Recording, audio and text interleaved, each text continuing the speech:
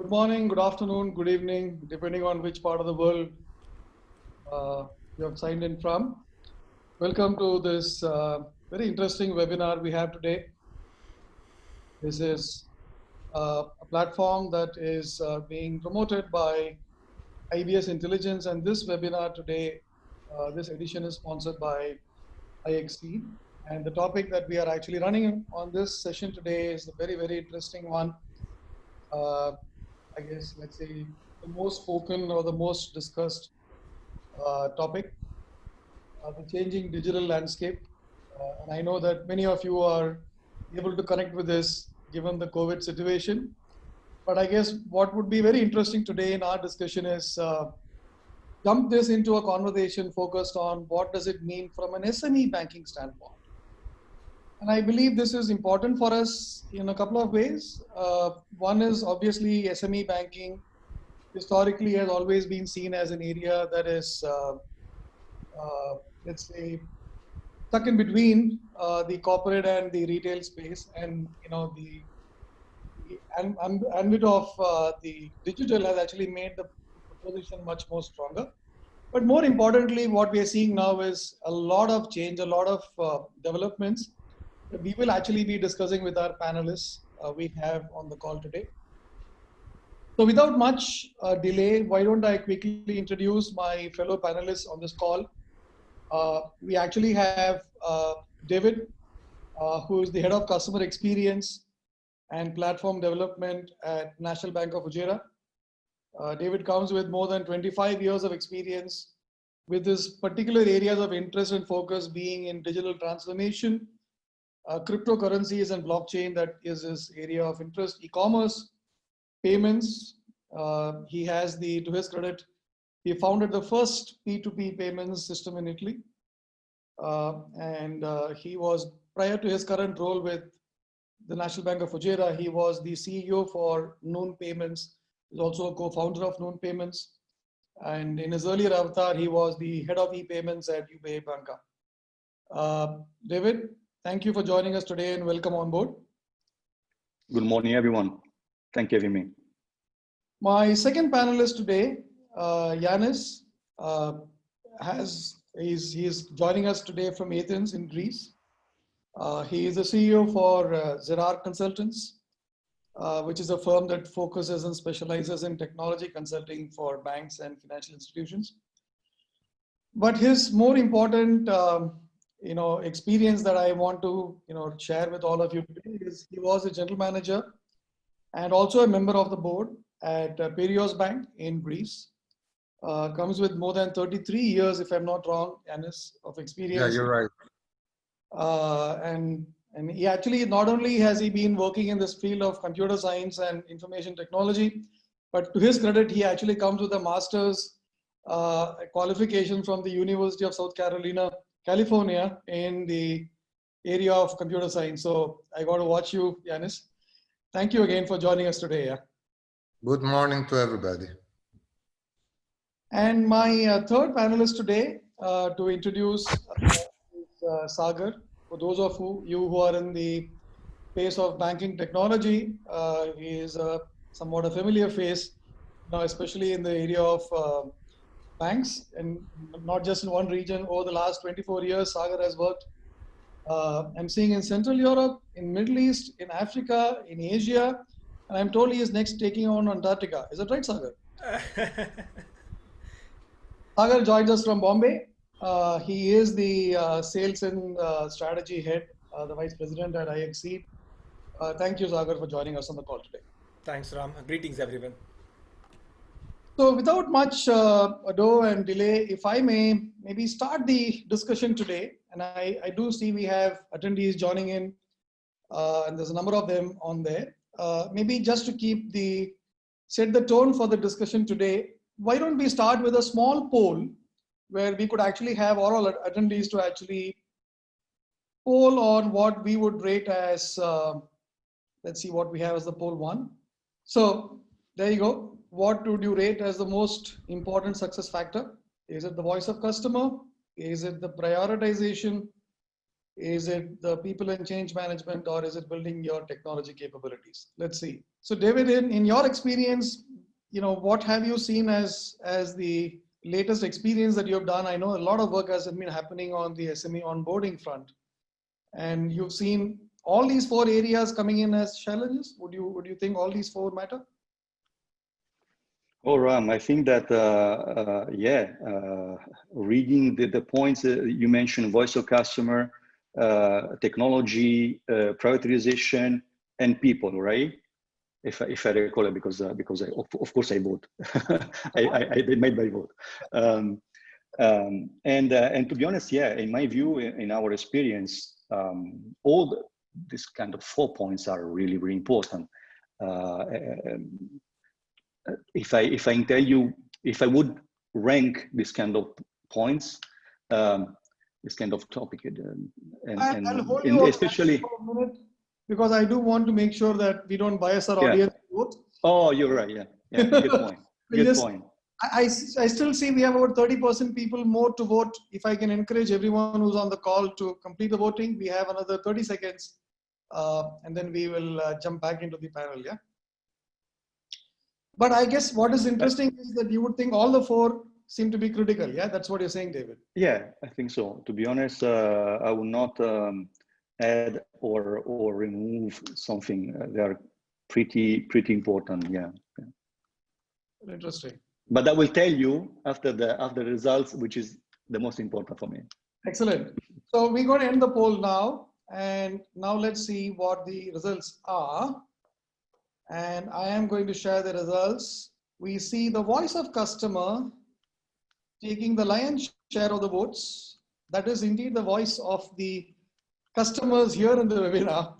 So that's 56%. Actually, yeah, it's easy now to say that was right, because I didn't tell you, but but I was thinking, yeah, this kind of point. And to be honest, in our experience, we built completely an entire new paradigm on this kind of aspect, because we launched, we are live actually with our SME platform that we start to build last year. It's called MBF Connect, .mbf.ae, where essentially we build the platform completely from scratch, having the customer with us, that we're building phase by phase the entire platform. The paradigm that I mentioned to you is completely opposite from the paradigm that usually a classic bank can do. A classic bank, what is doing is make some assumption about what the usually, then build completely the platform or the product, having in mind this kind of needs and knowledge, and then deliver into the market. But nowadays, I think that the new technology and I would say how much is advanced the customer compared the previous times, you have to consider from the beginning the point of view of the customer. That's why we decide to create we decide to be the enabler of our customers, to let our customer to build their own platform. We are just being the enabler to try to translate the needs and the feedbacks that we had from the community in developing the platform. So I think that this is something that was, to be honest, risky at the beginning, because it was it's an experiment pretty unique. I know that we had an experiment in the retail space where a digital bank, especially in Italy, is called Widiba, made something like that, building in 18 months a digital bank entirely with the community, and engaging the community and try to create the feature that they wanted from the beginning, right? But interacting with them. So, but they did with retail. But on the SME, that is a specific target, you are dealing with with owner of business that they are completely focused on their business every single minute of the day.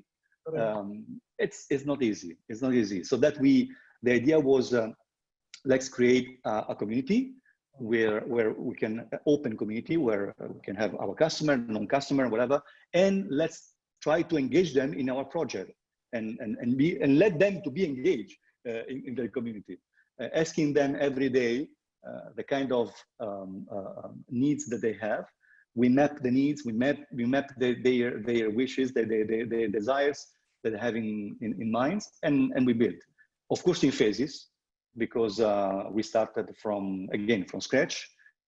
We started with, then we went through MVP, a minimum version of the platform, in which we started to, again, also collect some feedbacks in the usage of the platform, and then going through different phases in which we going through the perfection of the customer needs.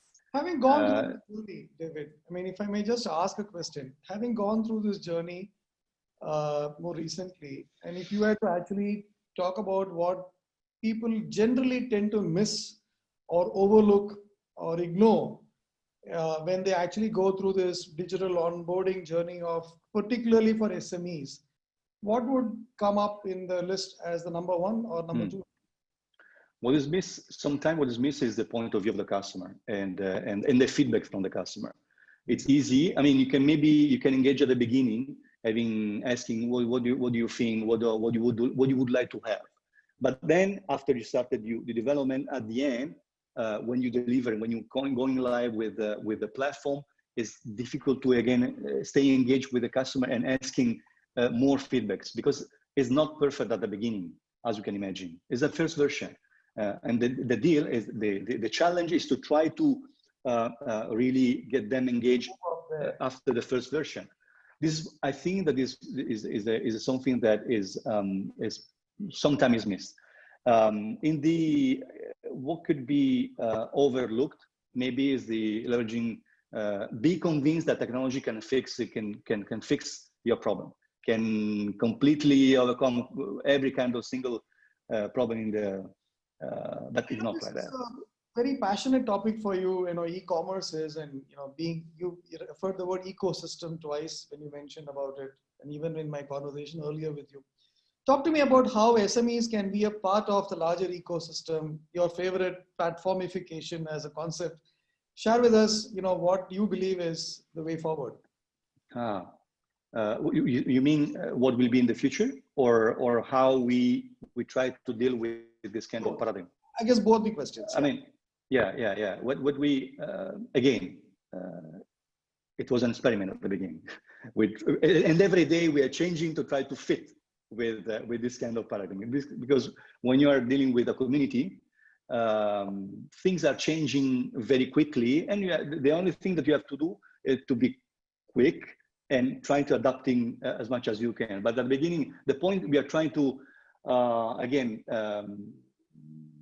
create a good vibe, first of all, create engagement in a community, try to really convince that we were just the enabler. We were not the classic player that want to sell or use the community, leveraging the interest. It was not like that at the beginning, neither now. It's not like that. This is not the point. The point is that trying to serve the community and try to leveraging your skills, your knowledge, to create something that they want, and be an enabler to let them to feel that they are doing something for them.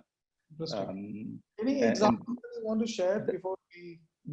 The point that the first thing is that we are pretty convinced, and they know these kind of things that I'm saying, is being aware that it is being part of a ecosystem.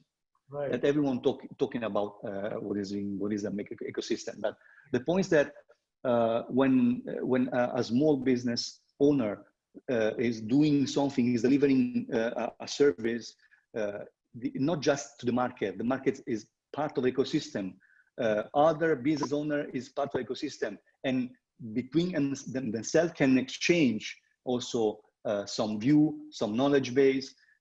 This is one of the pillars that our platform is based on, because it's leveraging on our knowledge as a bank, but it's leveraging also the knowledge of our of the community, of the entire platform. If you are able to create a good balance of balancing the interests of each single group of the participant in the platform, then potentially you're doing well. Almost moving into community banking, as they call it. Yeah, very interesting, right? Yeah. Ecosystem of sorts where everybody is a member. Well, David, I guess I'm going to come back to you with a bunch of questions as audience is asking. But thank you again. I mean, very insightful experiences. Thanks a lot. Yeah. Thank you. So before we jump into the next panelist, Yanis, maybe we'll have another poll, if I may, which is actually on another question altogether, where since David talked about digital journey of banks, let's see what the audience has to say on the biggest challenge in the digital journey of banks when they are particularly focusing on the SME sector. Is it about delivering a best-in-class user experience? Is it about driving an end-to-end digital fulfillment? Is the challenge really about building new products, or is it about managing technology deployment? Let's see what the audience has to say. And even while the poll is on, there is something interesting here for us to understand how the definition of SME sits around the world. And you can see there are various definitions out there between different countries. And that's interesting that, by and large, we see the SME to be the sector that is driving employment and a significant GDP contributor. We'll come to that. And I could see Yanis obviously is very passionate about this topic. So I'm going to come into you in just 30 seconds, Yanis. We'll just wait for the poll to be over. I just wanted to add an additional critical factor to the factors we discussed before for the success of a project like that. And that is top management commitment. Right. I've seen lots of projects fail because the management at the beginning believed in that, and then they lost focus or momentum, and they delegated the whole process to middle management, and the whole thing was lost. So the top management needs to be involved right from the start and continuously, and put pressure. A chairman always says, a chairman always says what is important to the supervisor is always important to the subordinate, right? And I think it's a very powerful statement. So, and I agree. We're talking about banks, and usually it's very often that you find that the CEOs of banks are traditional bankers, and digitalization and digital channels is just another game to them. It's not, the actual banking that they are used to doing. Well, so it's very easy after the first difficulties to lose, the focus. Absolutely, I agree. I see someone is raising a hand there. Maybe if you can pose a question, I can actually take the question out there. I think there's Vincenzo. I think I see some Italian connect out there, David, for you. Okay, so if I can go back to the poll, well, it's interesting. I think let's see the results there. What is the biggest challenge in the digital journey of banks focusing on SME sector? An overwhelming 61% have voted it to be driving an end-to-end digital fulfillment. Wow. That's an interesting takeaway out there. And maybe that brings me to a logical question for you then, Yanis, and it's actually about fulfillment and what fulfillment is all about in the context of what we are seeing in the industry. So maybe I'll start with, if I can ask you, and I think your favorite topic out there, that it's really about having the right buy-in and also making sure that you are not underestimating the effort. So if you can share some experiences and maybe, over to you. First, let me set a few things that show what the environment of SME banking is today. So what are the needs of SMEs today? And by the way, SMEs in the European Union, according to Basel II and III, are companies that have a turnover of from 2.5 up to 50 million euros per year. And they employ more than 100 employees. Below that, they're classified as SBs, small businesses. But that, I suppose, varies from country to country. There are countries where, the majority of the companies are very small, like in Greece and Portugal, for example. There are countries like Germany where you find a lot of the actual SMEs. Now, what are the needs of those companies as far as banking is concerned, not in general? First of all, they need to be able to conduct their payments. So they have payment obligations, they need to be able to do payments easily. Second, I would say, is merchant acquiring, the traditional acquiring cycle, where they're getting paid through credit cards, debit cards, and the money is settled to their accounts. Third, it's lending. They have lending needs, working capital or investment loans. Fourth, I would say it's trade finance. They need to order goods from their suppliers, they need to participate in tenders, and so on. And I would say the fifth one is cash management.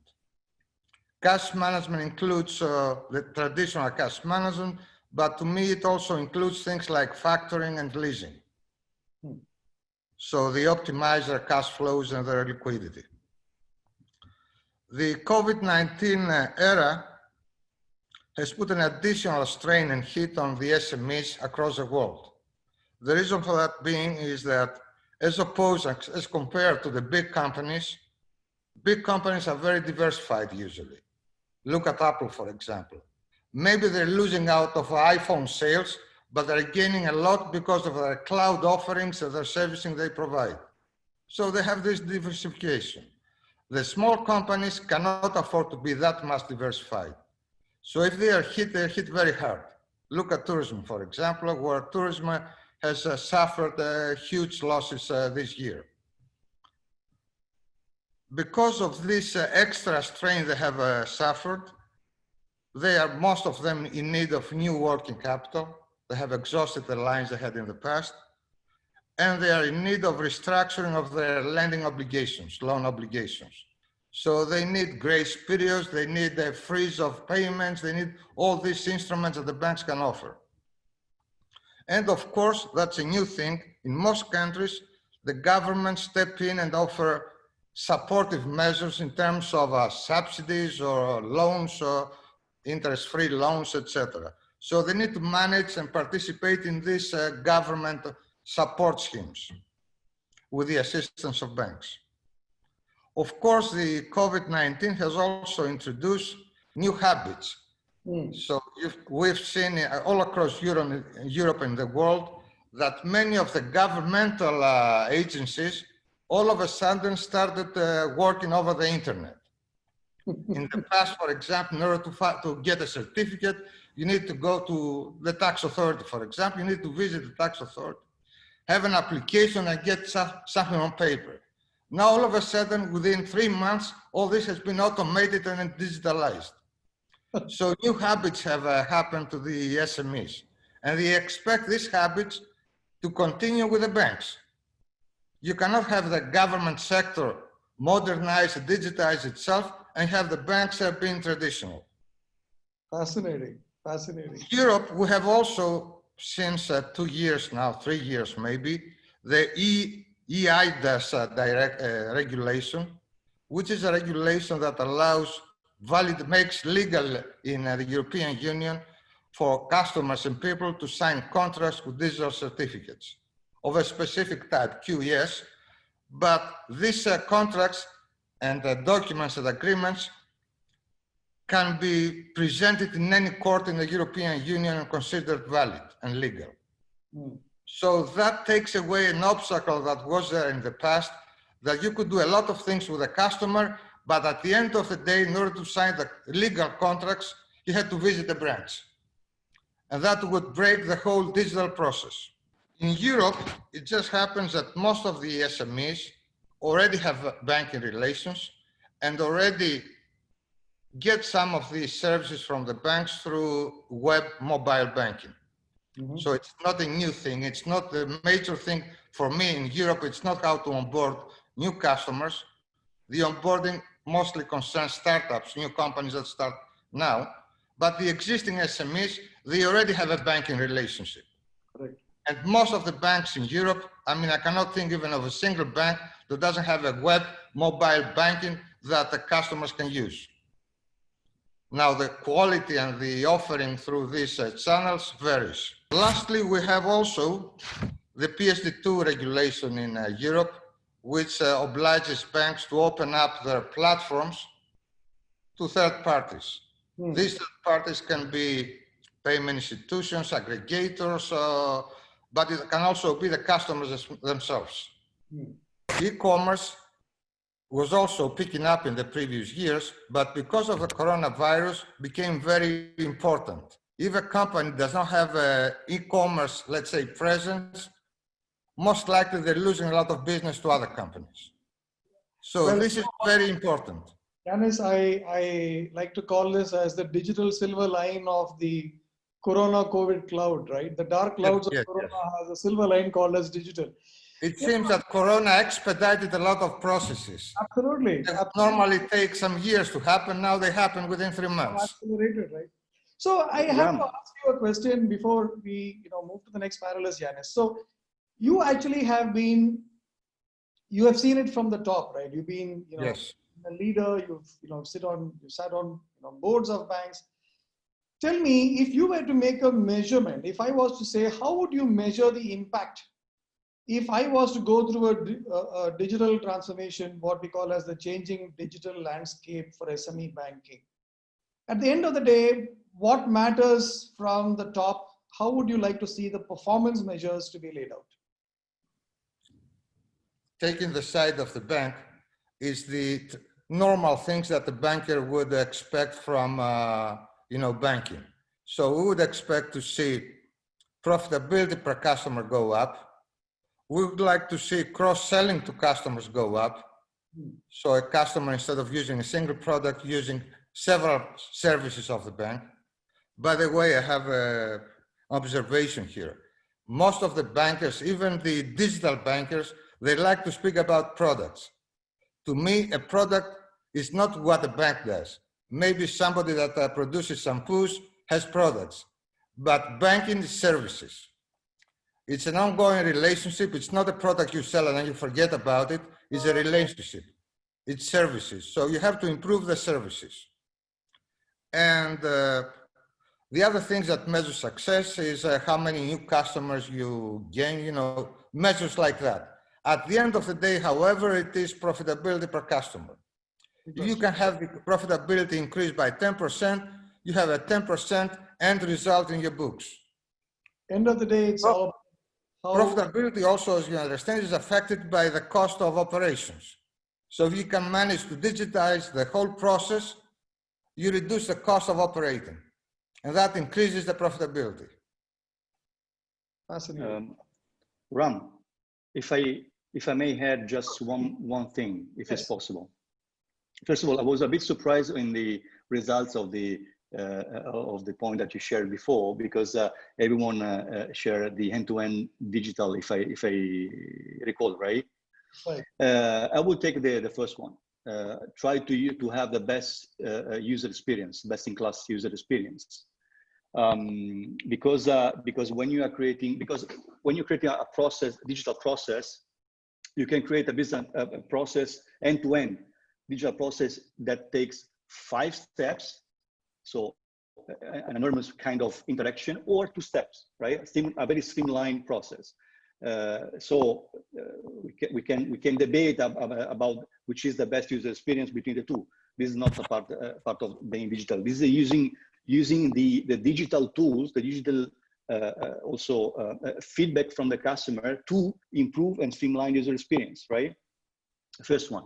Second, what we observe from our position, having a platform in terms of needs of the SME nowadays, we saw that creating an ecosystem, you can best match the needs that each SME can have that can change during the life cycle that they have, because depending on each stage that they have, someone can be in a startup stage, another can be in a business as usual stage, another can be in a growth stage in their maturity stage, right? Growing.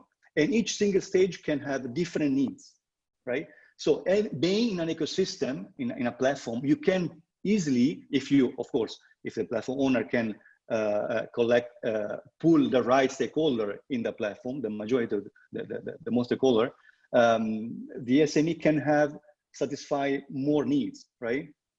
I give you an example.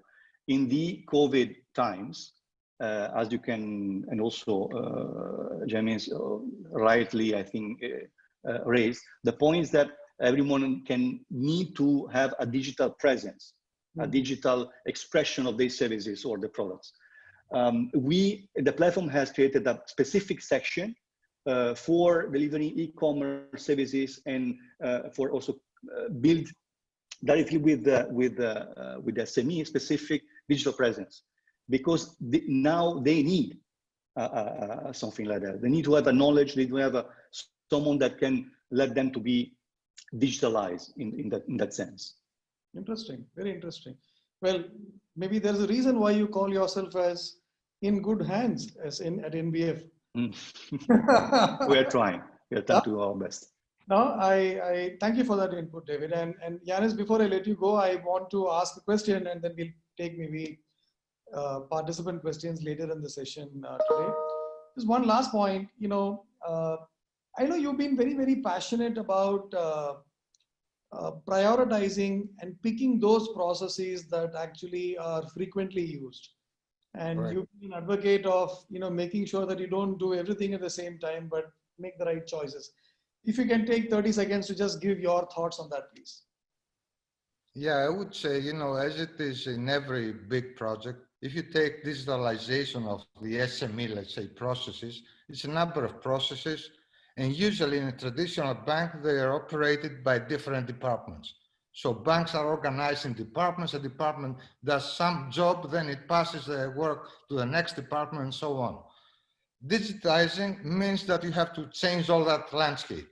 So it's a very big change for the organization. That's why I needed the top management commitment right from the start. Correct. If you leave it to the heads of the departments, they will try to preserve whatever kingdoms they have established. Right? Well, So you sir, need to break that. The worst thing that happens in digitalization is have a process which is broken. So some part is automated, and then all of a sudden it goes to people to do some work, backlogs are created there, and there is no consistent response back to the customer. I think there is, you have a resonation from David. David, yeah, you're resonating? Ram, I think that I love what you said, James, really, because it's so true. We knew at the beginning that kind of risk that we could take, and we decided to have a specific teams because we are operating in Agile, a specific team with all part of the components of different departments, but we act as a startup, having the management committee of the bank as a board of this kind of startup, and each single time phases trying to collect the funds to have more oxygen to be alive as a startup in the next phase. This is something that has leveraged in the team, something much more sharpening, much more the customer orientation and the efficiency, and of course also the collaboration and the focus. This something is really, really true. Excellent. No, I'm glad we are sharing this, and I'm sure there is a lot of people out there listening to both of you and who would find this piece of advice extremely valuable. Yeah. So Ram, the last point to that, it's very important if you go digital to be transparent to the customer. So things that in the banks in the past were kept behind the scenes, now they have to be transparent. I know a lot of banks in Europe, big banks, you will be surprised, like the Deutsche Banks, etc., where the customer applies for something and has no idea when he will get an answer, and why he doesn't get the answer when he expected it. So you need to be very transparent. So it's all out there for everyone to see, yeah? So thanks for that, Yanis, and I guess I need to just keep the tab on time. Let's see some interesting stuff that someone wanted to share here. We saw some global definitions. Very interestingly, and many people may not really know this, but the contribution of SME as a sector to the GDP, for many countries, including the US and UK, and you see US, UK and UAE and Turkey operate at more than 50%, right? I mean, that is some number. And when we are talking about the changing landscape, it's almost like changing the landscape for what matters to half the GDP, right? I mean, it can't get better than that. And also, if you look at the workforce contribution, it's amazing that in countries such as UAE, almost 85, 86% of the workforce actually focus on SME. The US is actually at 38, UK is 51. You see India is at 40. Singapore, as you can see, is 72. So the point I'm trying to drive here is that, the conversation that we're having today in this platform has a much higher significance than what any generic normal topic would be. With that, if I can actually go back to the next poll to our audience, because they've been kept away from a poll for some time.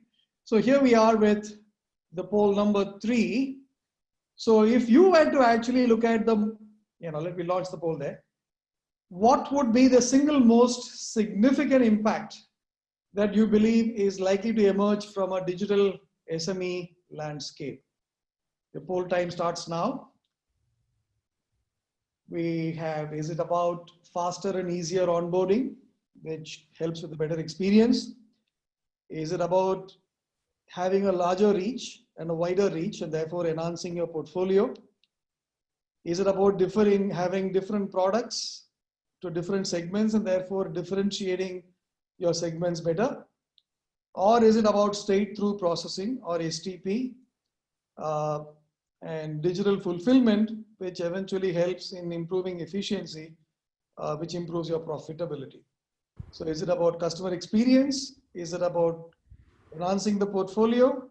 Is it about differentiated segments and products? Or is it about efficiency improvement? Not that any of them are less important. The question is, what is the most significant impact creator in your view? And you can see the polling is still on. We have another 30 seconds before we close the poll.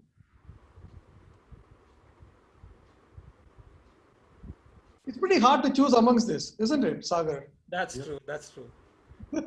It's very hard to put a finger on one of them. Yeah. Been kind of giving, our audience are also smart, right? I mean, I don't think they are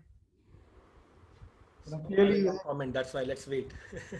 Let's wait. And, and generally speaking, you'll find that it's almost like a democratic process, right? Where you actually understand where the preferences are. So maybe I will, in the next 10 seconds, close the poll.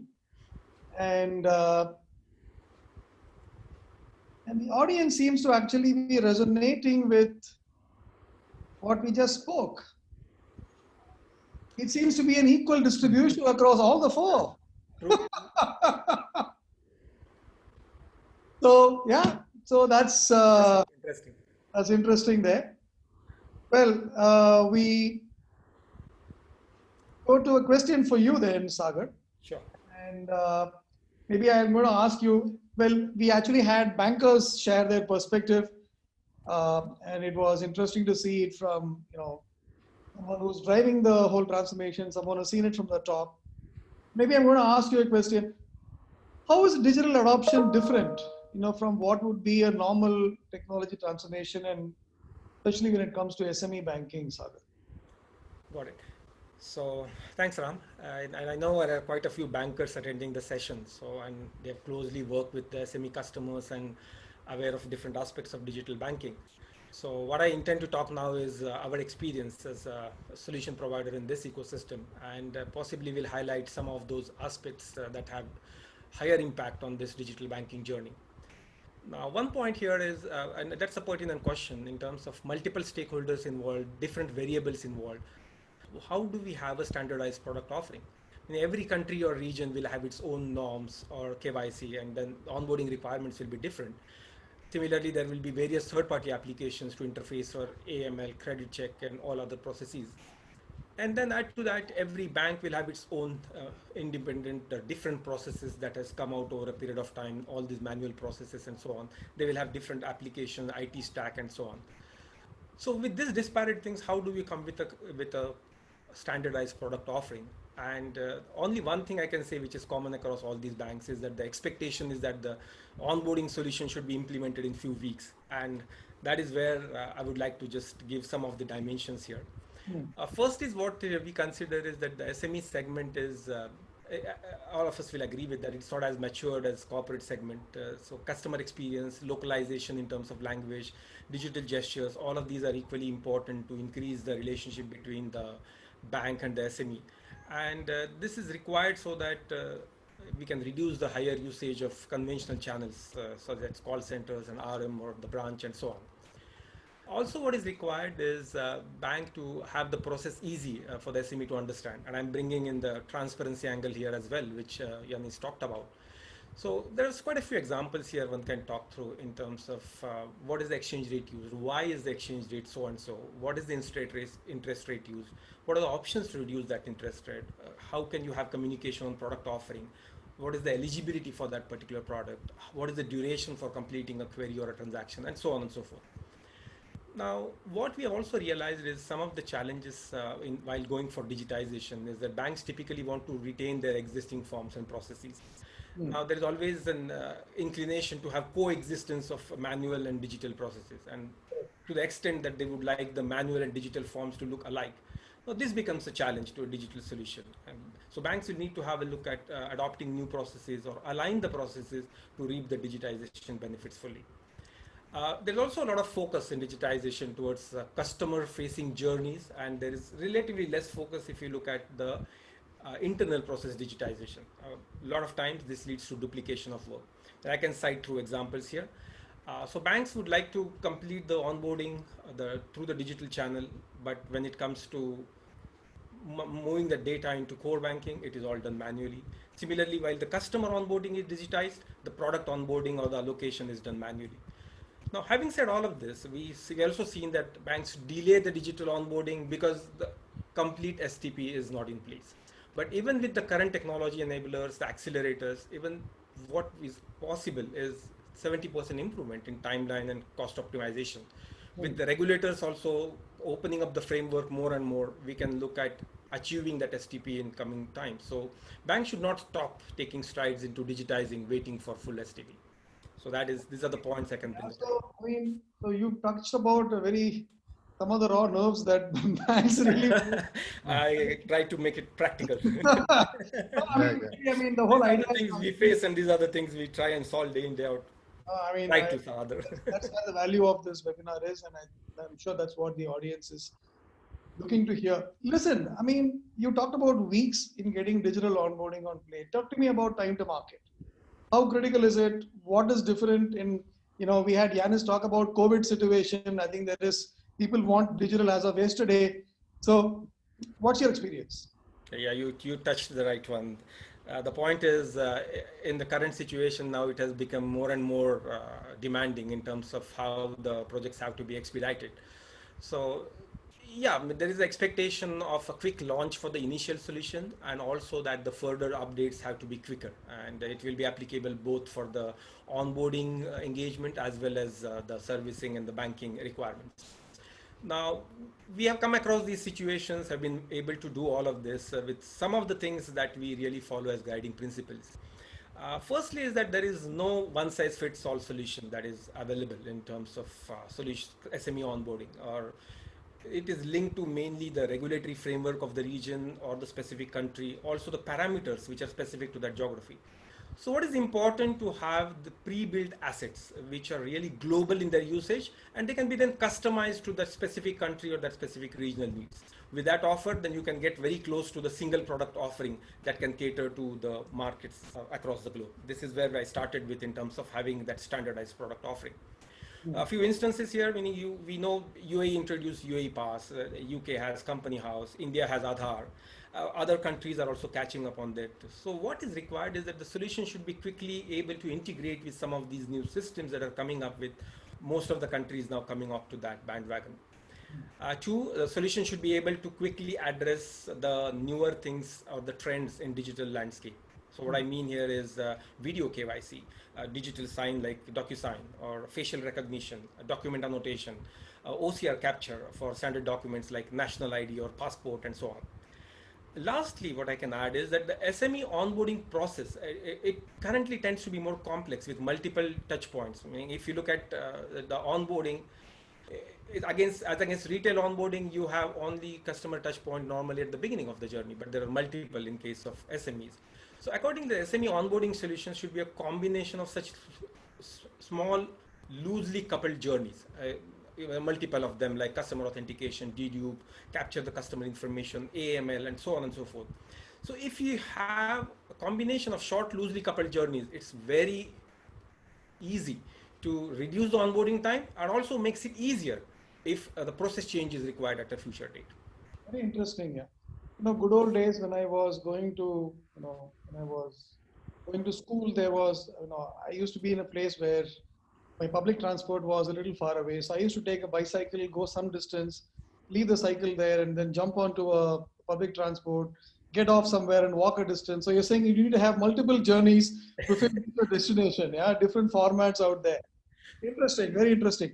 Loosely coupled multiple journeys. Any That's correct. example that stands out in your experience that you want to talk about, sir? So I can actually talk through some of the examples here. There are quite a few. I will just choose a few.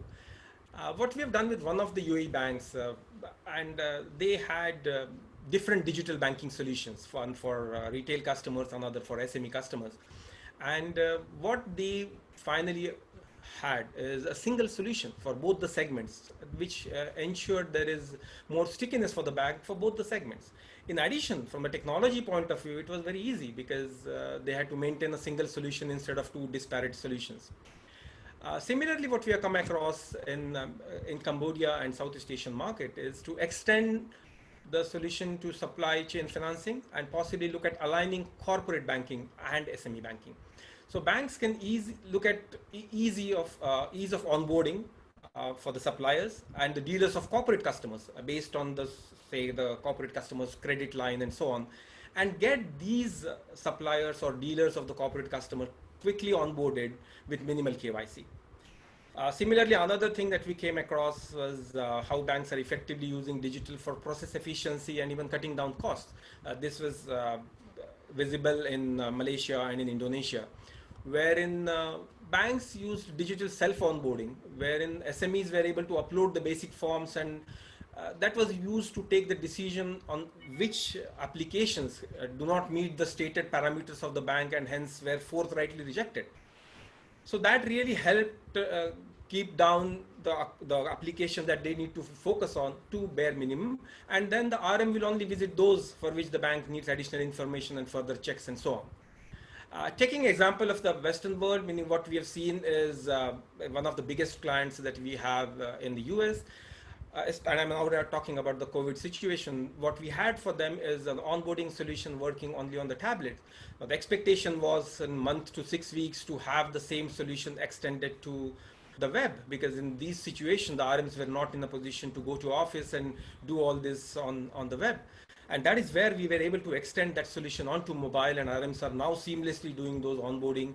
And this is now getting extended to multiple use cases, including NLP-based chatbot and so on. Interesting. Well, I mean, thanks for that, Sagar. And I think we are the last 10 minutes, and maybe we have, one last question we'll probably ask the audience before we take their questions on as the panel. So here is the last poll for the day, and this one is for people who are the technology evangelists out there. What would you pick as the most critical attribute for a best-in-class SME banking digital platform? Is it about pre-built adapters that helps with regulatory compliance? Is it about having a full suite of offering that makes it easier and faster? Is it about fintech integration and compatibility? Or is it about the contemporary technology, be it about cloud deployment and use of AI and cognitive analytics. So while the poll is on, I have another similar question here for you, David, specifically called out for you. I see a gentleman, Vincenzo Casillo, has asked this question. So he wants to know, is there a, if you compare with EU, you see a difference in the digital transformation in the Middle East? And more specifically, are there, cultural and organizational constraints that help, that's a shift from waterfall to agile? Do you see constraints that you have come across? Over to you, David. If there are differences in the agile approach, first of all, I believe that no one is applying a pure agile approach. It's always a grade of the agile approach because it's depending on about the organization, depending how this is structured, people, and many factors. But we are applying, for example, here in I think UAE, we are applying agile, and because for the velocity of the innovation and try to adapt as much as we can the solution to the customer. And the agile is the best approach that you can have when you really want to involve the customer in the project, in the building something, and hearing about and listening him about the feedbacks and integrate the feedbacks in the system. I don't know, actually, I'm out from Italy from a lot of years, so I don't know if, I hope that in the last 5 years in Italy, this kind of approach has been changed. Thanks for that, David. Thank you for that. And as I'm seeing some questions, there are a lot of questions coming in here. There's one from Durjoti Shekharnath, who's asking, what would you say is the latest features in an absolute must have in a digital onboarding solution? Well, all I can request, Durjoti, is just wait for 2 more minutes. The answers of the poll are going to be out there for you to make a decision anyway. And there is one for you, Yanis. And that is, what has been the industry approach with regards to trade-off between having an early rollout vis-a-vis having a perfect rollout, which could be a little later? How would you trade that off? I would say it's, what everybody would expect. You should roll out as soon as possible with a minimum viable solution, and then start enhancing that, take into account the opinion of the customer. Excellent. And, to take into account the customer view, it's not just by asking questions to the customer. You can measure the behavior of the customer with the service you offer. So there are many tools you can do that.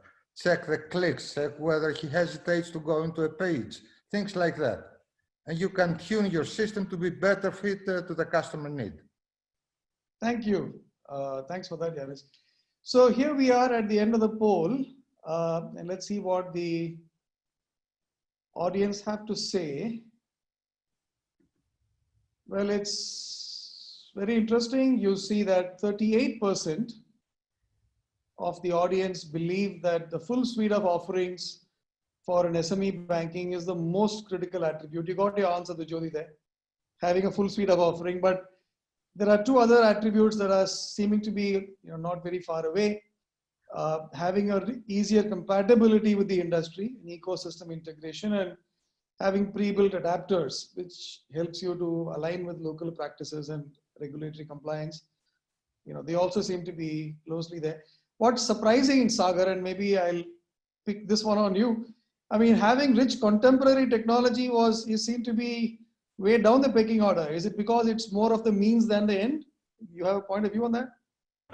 See, I agree with you on this. One point which we have to realize is that technology is obviously an enabler, and we'll have to resonate with what the needs of the SME customer is, at the same time what the banks are looking at.